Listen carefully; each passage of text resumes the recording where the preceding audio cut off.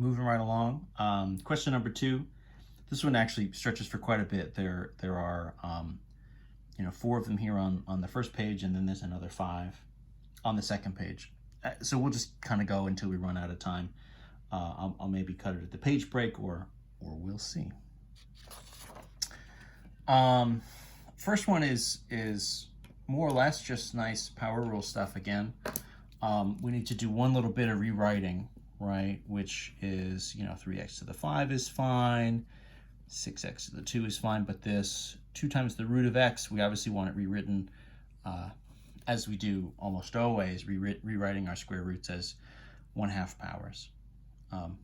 Otherwise, though, we're good. So we're just going to reverse that power rule, right? So we'll add 1 to the power, and we'll divide by that new value. So this would be 3x to the 6, divide by 6, minus 6x to the 3, and we'll divide by 3. Plus 2 times, right? So 1/2 goes up, right, to 3/2, and divide by 3/2. And then this is just an indefinite one. There's no boundaries on here, so we need that plus big C. If we were going to clean this up, what would our new fractions be? This would be just like a 1/2 x to the 6 minus 2x cubed plus, let me just pull this one over to the side a little bit. This would be 2 times, right? If you flip 3/2, you're multiplying by 2/3. So then that's going to be 4/3 x to the 3/2. Again, plus big C. And that's where we're going to end up. Oh, and I called that 2b, but of course that actually is 2a. My bad. Hang on. Right, that's just the first one. That was 2a.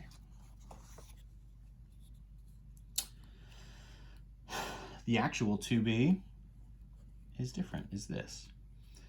It's antiderivative 12 over x cubed minus 4 over 3x to the 2 plus 5 over x dx. So this is another one where we're going to need to rewrite it first.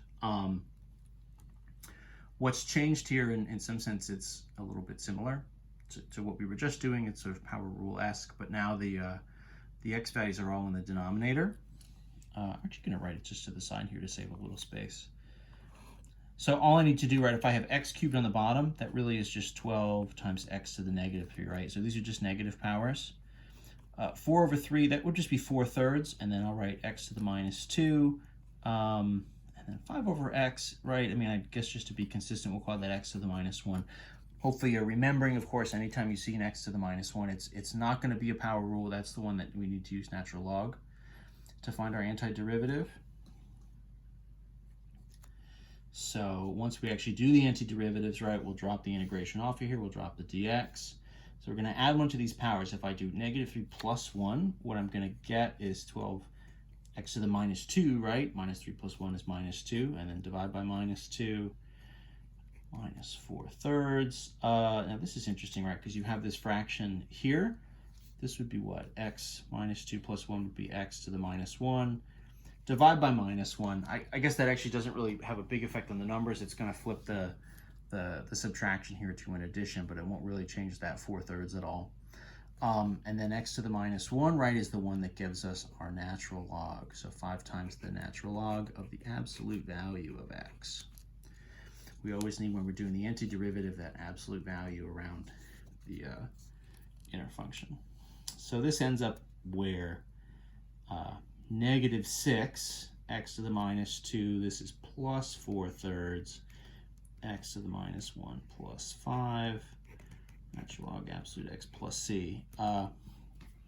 If you want, it's not necessary, you could rewrite this as turn them back into rationals, right? Bring your negative powers down to the bottom. 4 over 3x plus 5 natural log absolute x plus c. So that's maybe a version of the answer that sort of looks closest to what we started with. You could make a case that's maybe where we should take it to. But if, on a test or a quiz, for me, if you gave me this version, that also is fine. let's keep going. 2c. This is the integral of 3e to the x minus 3 dx. This one is really short, actually, so that's nice. Antiderivative for e to the x just is e to the x. It's not a u sub, right, because it just has all regular stuff.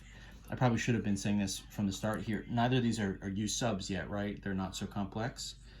So 3e to the x is essentially its own antiderivative. The 3 becomes 3. Minus 3 is going to be 3 times x plus c.